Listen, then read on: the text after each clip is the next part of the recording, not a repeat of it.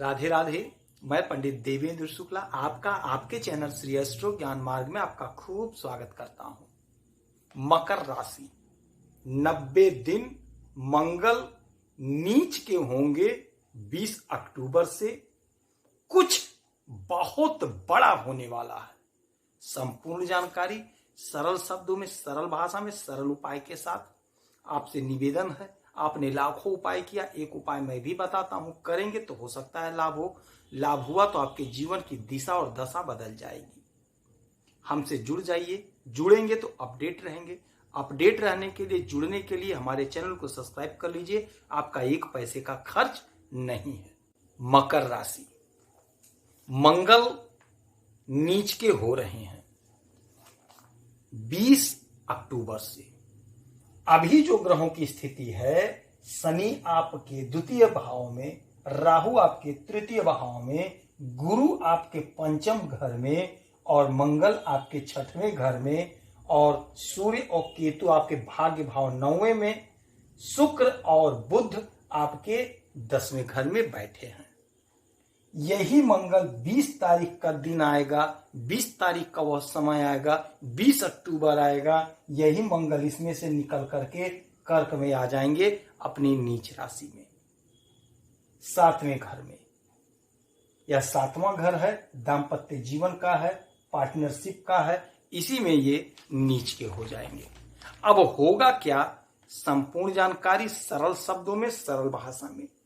20 अक्टूबर को मंगल कर्क अपनी नीच राशि में आ जाएंगे और यहां से वो 3 दृष्टियों के साथ आपके 3 घर को देखेंगे और 90 दिन का यह उनका गोचर होगा। यह स्थिति 90 दिन के लिए बन रहा है।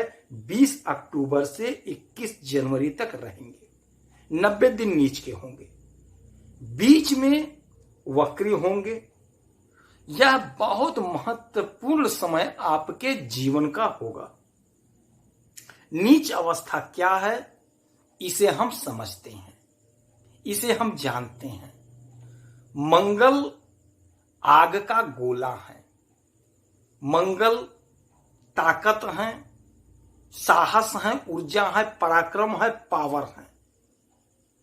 कर्क राशि जल तत्व है, जल है, माता है, जल है और ये माता है। मंगल जब पानी में जाकर बैठेगा तो शांत हो जाएगा।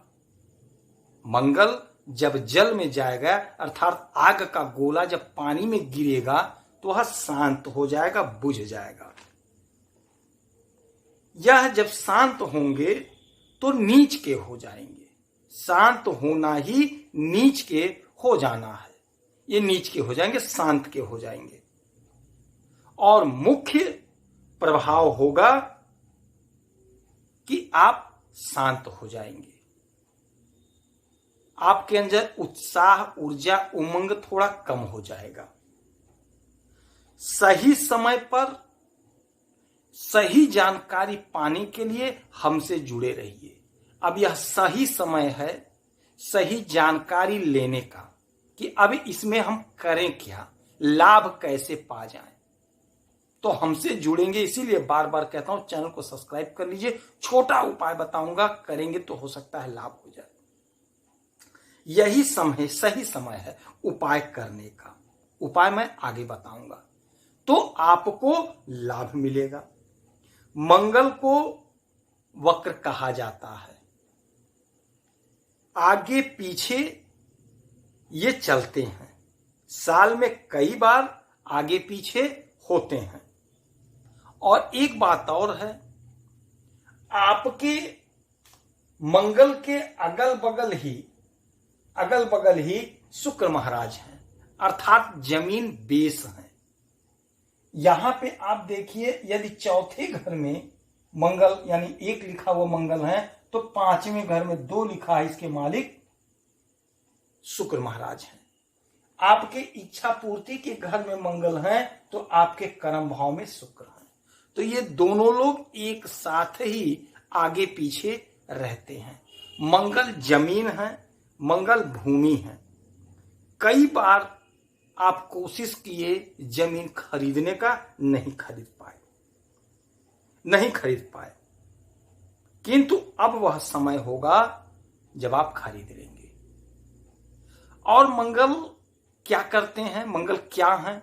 जैसे शरीर में हमारे हड्डी सूरज है, हड्डी सूर्य देव है, किंतु उस हड्डी के अंदर जो मज्जा है वही मंगल है। बिना मज्जा के, बिना खून के वह हड्डी, वह शरीर किसी काम का नहीं है।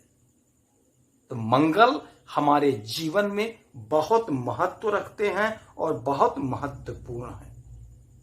वृश्चिक राशि के मंगल गुप्त राशि है, गुप्त के होते हैं, और मंगल मेष राशि के जब होते हैं तो ये सीधे सामने से अटैक करते हैं।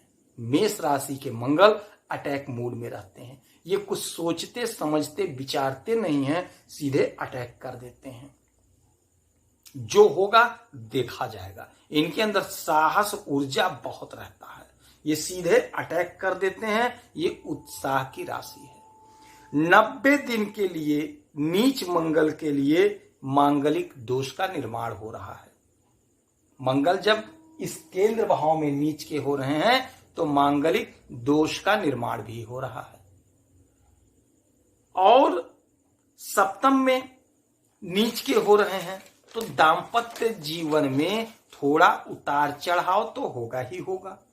चूंकि मंगल अंगार है, मंगल गर्म है, मंगल उत्साह है, और पानी में जब पड़े तो छटक गए, यानी उसकी चिंगारी निकली, उसमें से धुआं निकला, उसमें से एक गर्म लावा छटकेगा।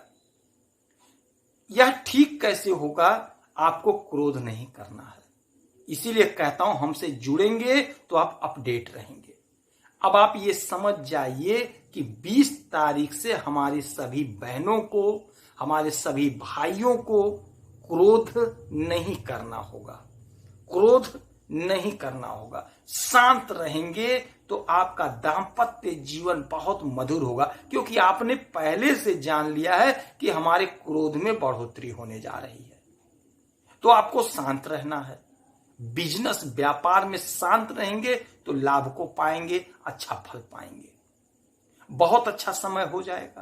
क्रोध कर लेंगे तो मामला बिगड़ जाएगा।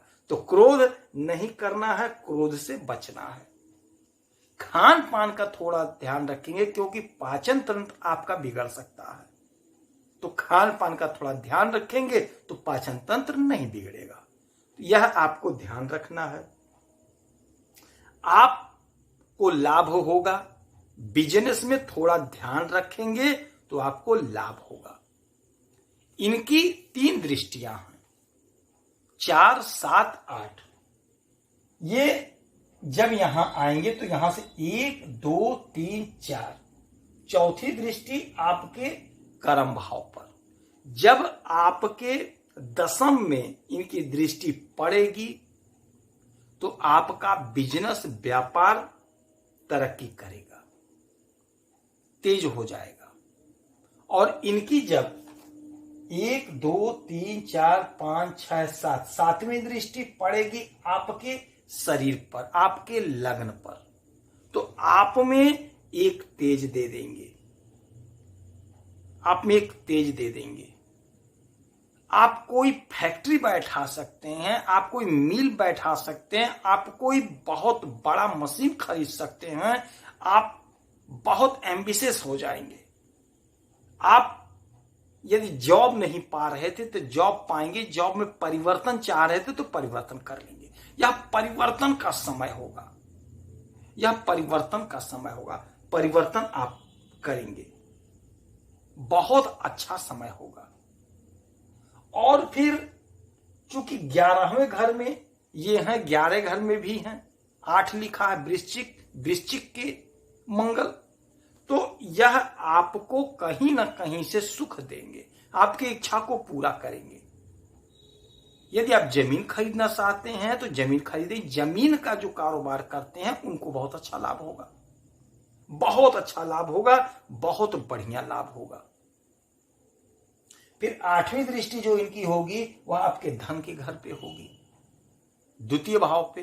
तो जब धन के भाव पे दृष्टि पड़ेगी तो आपका धन बचेगा, आपका धन बचेगा, धन का संचय होगा, धन रुकेगा, आपको पराक्रमी बनाएंगे, आपको पराक्रमी बनाएंगे।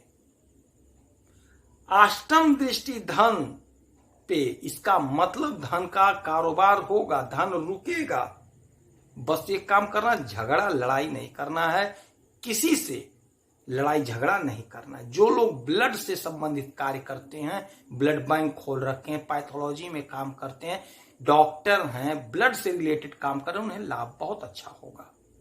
भूमि का जो कारोबार करते हैं, रियल एस्टेट में है, प्रॉपर्टी डीलिंग का काम करते हैं, उन्हें लाभ बहुत अच्छा हो। जो लोग सेना में हैं, जो लोग फोर्स में हैं, जाना चाहते हैं, नौकरी कर रहे हैं, उन्हें लाभ बहुत अच्छा होगा। अच्छा, एक बात और जान लीजिए, एक बात आप अच्छी तरह से जान लीजिए कि ये जिस घर में वक्री होते हैं, पूरा पूरा फल जिस घर में बैठे रहते हैं उस घर को देते हैं। जिस घर में ये वक्री होते हैं उस घर में तो जो है ही है, किंतु जहां पे ये बैठे हैं उस घर के फल को दूना कर देते हैं, उस फल को बढ़ा देते हैं।